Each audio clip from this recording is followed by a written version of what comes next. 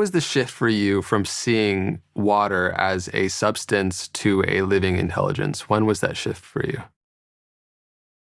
Well, I've been a crystallographer for so long, 14 years, and after seeing water respond rather than react to conscious expression, that's when I really started to see water in a completely different way.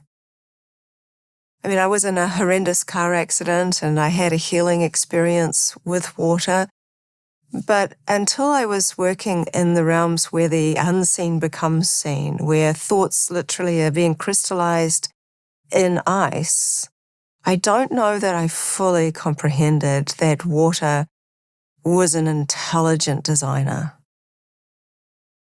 And I would say that some examples might be helpful. When I was curious, is my consciousness impacting the water or is water conscious? And so I started working with words that are conceptual words, words that I don't have a picture for. And one of those words was ego. So we don't buy ego at the store, and we don't know what ego exactly looks like. So with the word ego, I wrote it down on a piece of paper, put my petri dish of water on top of it for 30 seconds, removed and froze using my short-term freezing method. And what water designed, I could never have even thought of myself. It had big shoulders, this little neck, a little face, and a giant balloon head. And it was such an incredible representation of an outward expression of ego. And I couldn't only think, gosh, I never thought this. I never projected that thought. This is water designing something from its own, from a unique place. I also used the word grief, thinking, oh, maybe I see a broken heart or tears, but water designed the outline of a person with holes inside. I spoke the word Yeshua and got this amazing,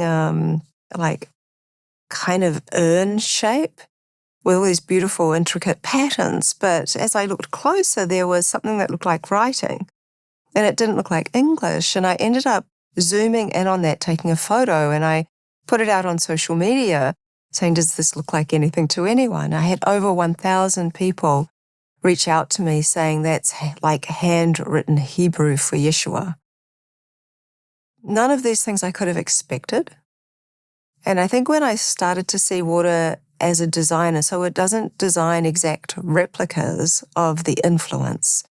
For example, maybe I put my hand in the water and I might see an image of a hand, but for the very first work I ever did with water, that's kind of what I did, and water designed what looked like an X-ray of my hand.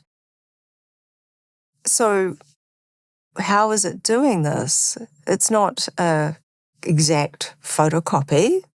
It's like an artistic expression that is recognizable. So that led me into the query of water as an intelligent designer and not just a drink or not just something we bathe in, but actually I think it could well be the house of the divine. So